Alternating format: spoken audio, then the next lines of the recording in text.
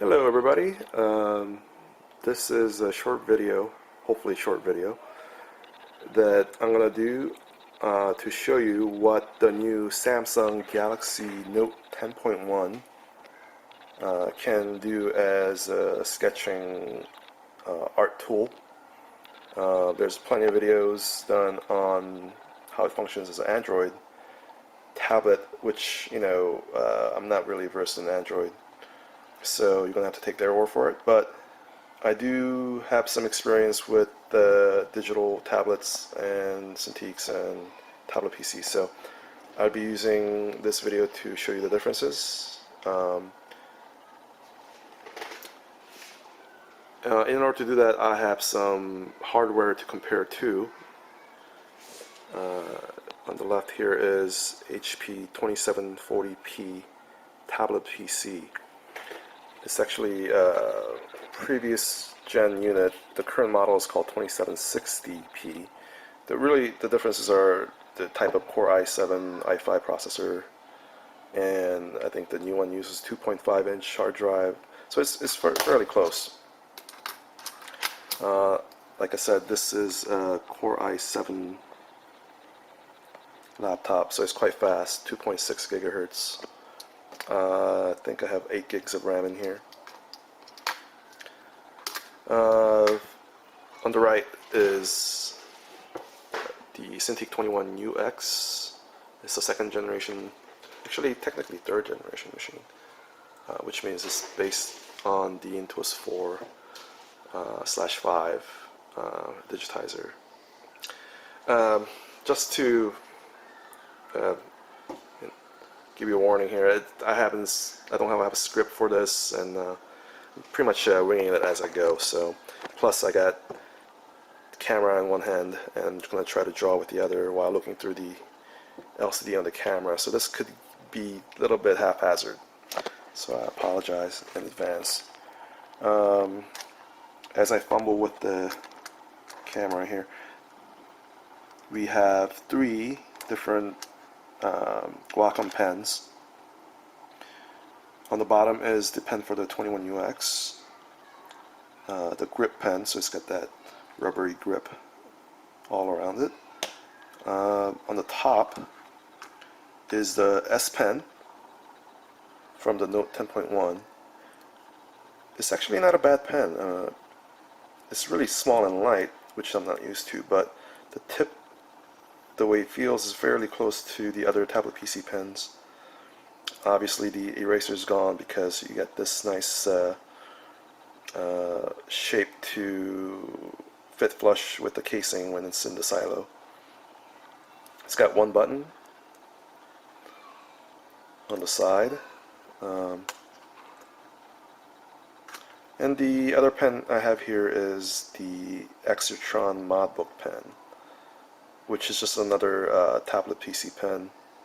Same frequency, same tip design. Modbook did request, or Exertron did request, special firmware from Wacom to allow 512 levels of pressure, but this pen, when used in a tablet PC, will give 256 levels of pressure, whereas if you take it to the Modbook, it'll give 512. And if you take it to an older Cintiq like 15 or 18 SX, then it'll do 512 as well.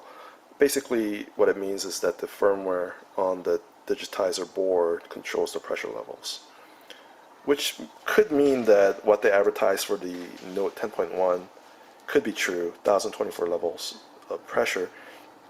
But frankly, I've never heard of a UD device going beyond 512. Even their newest pen displays, like the $2,000 22-inch model, only goes up to 512. So that's to be determined, but I have no way to actually verify that, so we'll take their word for now. Okay, oh, I have one more pen. This is going to be a long video, isn't it? This is the HP's pen that's in the 2740p. Oh, dropping stuff. Okay, so as you can tell, it's not actually that far in size compared to the S Pen. It's thicker. Frankly, I don't use it much because I don't like the shape, and it only has a single button. I like to have 2 buttons. I map one of the buttons for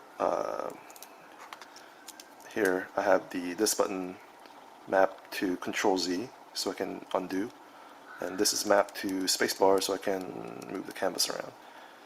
Anyways, I just keep this in the silo just in case I forgot to bring the MacBook pen. I can still use a tablet. Okay, so let's get started with the Note 10.1. I'm going to skip all that Android stuff because I don't have the expertise anyways. But I will say that this is probably the fastest Android tablet that's currently out there. It's got 1.4 gigahertz quad-core processor that's based on the A9 ARM, and it's got 2 gigs of RAM. I mean, that's I don't know any other tablet that has 2 gigs of RAM. So it's quite a beefy machine in Android tablet terms. But as I'll explain as I go, I don't think it's quite enough to still do digital sketching justice. Okay, let's start with SketchBook Pro. It's a nice program to compare because I also have the same, well, the big brother for the tablet PC here. Now, this big brother I have, I think 2011 version here, is $200. So obviously it's not quite apples to apples to compare this $5 Android version to the $200 big brother, but it does seem to use the same brush engine. Now, the best brush to show the pressure sensitivity of the pen is the pencil tool. I'm using the MacBook pencil here, but let me switch to or MacBook pen here. But the S Pen, same deal. It's not much difference. Again, it's just the ergonomics is different. Let me just show you what the S Pen does on the tablet PC. Same thing. Perhaps the tip is a little bit rubbery feeling. I don't know. That's just subjective. Now, one key difference between the two apps that I can tell, and maybe it's hidden somewhere but I can't find it, but there is no way to tweak the parameters of the brush other than just increasing the brush size and the opacity limit, which is quite a different thing on the desktop version because, or the PC version, because you can tweak things like the size of the brush, how small it goes. In fact, the default setting for their pencil seems to be that it doesn't quite go to 0, meaning if I try to fade out really smoothly, it still is somewhat abrupt. Now, when you are able to tweak that, you can actually, I believe what it goes in default is from 3.5 pixel max to 1 pixel. So 1 pixel is quite big, so you can't really do a fade away. So what I do is go and take it all the way down to 0.1, which is as small as it can go. Same with opacity, I believe that it's like 0.1. I take it down to 0.01, and what that allows you to do is have a brush that starts really light and you can fade out very nicely at the edge. And so it's kind of hard to compare that aspect of it because the Android version will not let you tweak the brush, so you get what you get. But one thing you can tell is that there's quite a bit of processing lag. You can see that last stroke sort of catch. I mean, it's quite noticeable, right? whereas on the PC version, okay, it was focusing, so let me show you again. There's hardly any lag. I mean, there is a little bit, but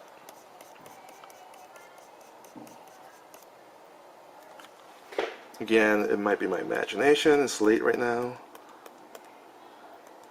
but I think you can notice it more on the Android. Yeah, it's not a fair comparison. It's 1.4 gigahertz processor. It's an ARM processor. That's a 2.6 gigahertz Core i7 x86 x64 processor.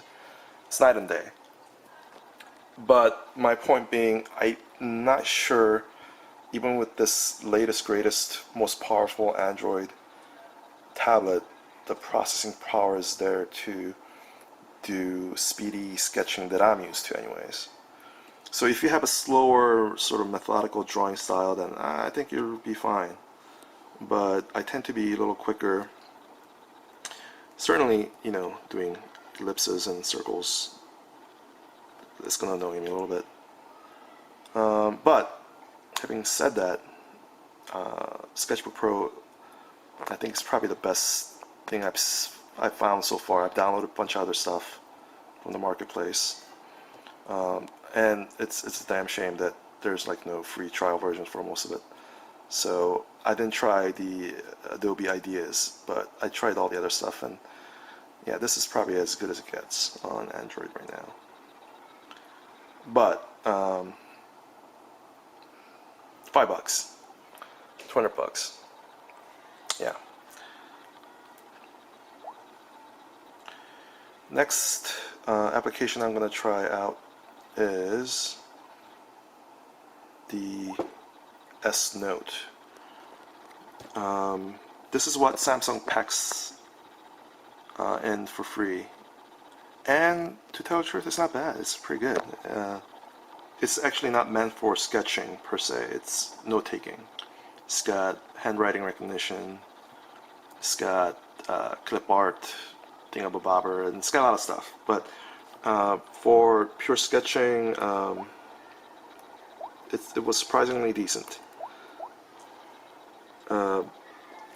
The tool I'm going to use is the pencil tool because it seems to have the best, well, it shows you both opacity and size change with pressure. And it's got a little texture on it as well. Now, it's not as smooth as SketchBook Pro. And when I do circles really quickly, you can kind of see it breaking up into a bit of polygons here. You can see that. But it's not horrible. As Charles Barkley would say, it's not terrible. And it does use pressure. Light strokes, dark strokes.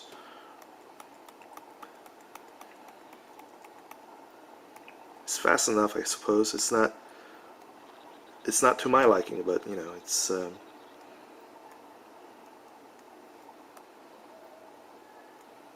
serviceable.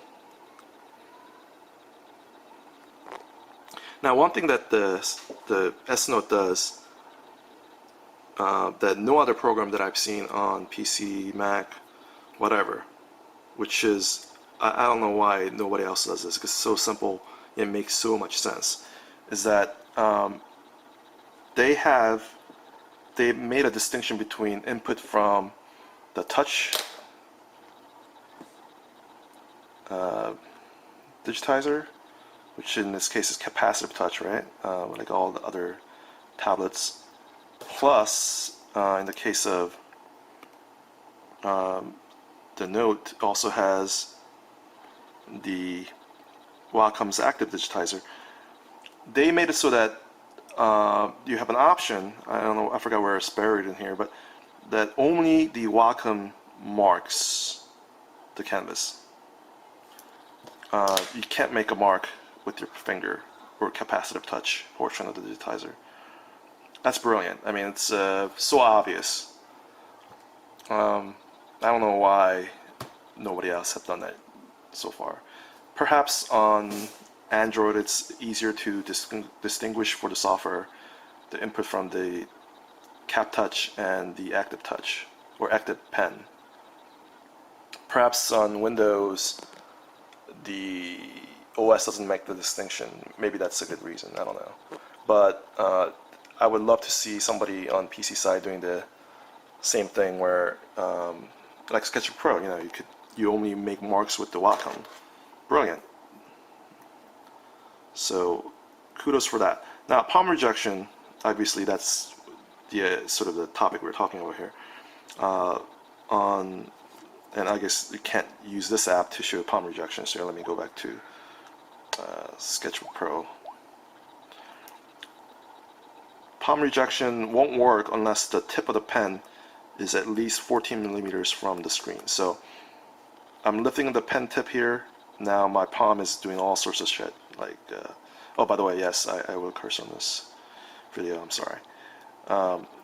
So if you want the palm rejection to work, you must approach the tablet with the tip first. Then your palm won't do anything.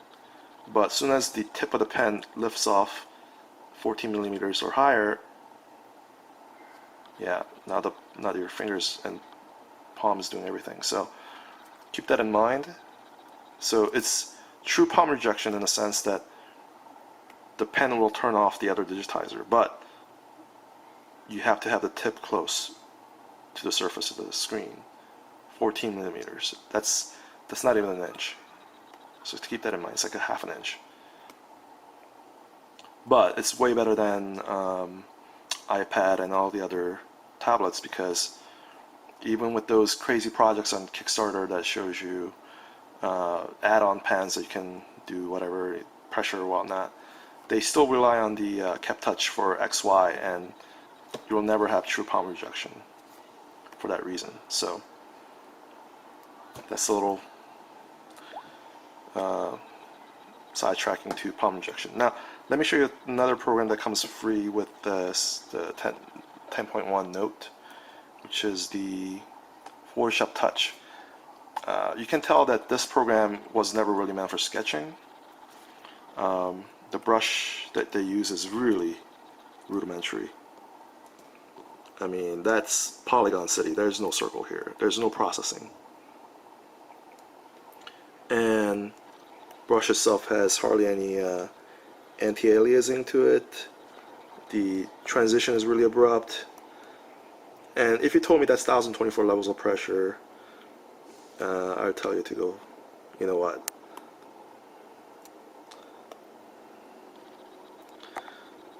Yeah, it's really rough. But obviously this app is not designed for sketching, but photo manipulation. So it's got all these cool Photoshop effects that you can do, resizing, transformation, lighting effects, all that stuff. So it's I guess, I don't know. I don't want to say it's understandable. It's $10. It's quite expensive for an Android app, but don't expect to sketch with it. It's quite rough.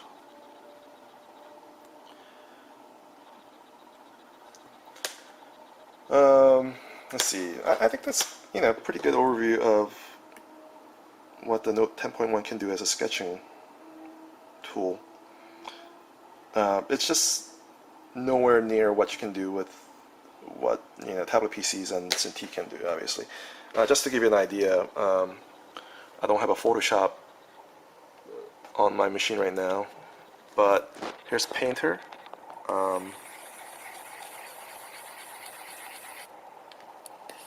So that's sort of the latest and greatest brush engine you can get on a PC or a Mac. You can see it's really smooth, very fast, very light touch. Whether you do use your tablet PC or a Cintiq, the same deal. In fact, I would say it's really hard to tell the difference between what you did on sketched on Cintiq versus tablet PC.